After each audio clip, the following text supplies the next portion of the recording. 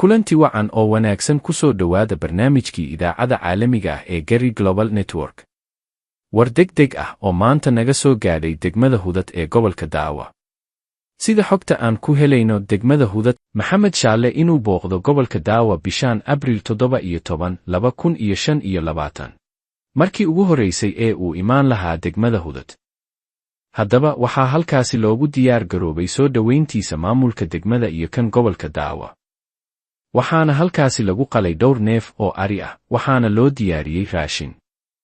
Sidoo kale shacabka ku nool dhowr qabale ah oo ay ku jiraan Haloye, Dhedhertu, Qalaye, Amico, Qile iyo Marsha ayaa lagu amray inay saf ugu galaan waddada iyagoo ku heesaya ama heesaya si ay u soo dhoweeyaan isaga iyo kooxdiisa. Laakiin inta badan dadka deegaankaas ayaa diiday inay sidaas sameeyaan marka lagu daro sida ay qabaan rayiga inta badan muwaadiniinta gobolka Daawa ma rabaan Maxamed Shaale inuu soo booqdo. Sidaa darteed wuxuu helay warka. Markaas Maxamed Shaale waxa uu go'aansaday inuu booqashadiisa u baajiyo, sababtuna ay tahay markii uu ka war helay in dadka deegaanka Daawa aanay aqbali doonin qorshaha dhulbalaarsiga oo uu doonayo ee uu beeshiisa ka soo raro gobolka Liibaan si uu u dejiyo gobolka Daawa.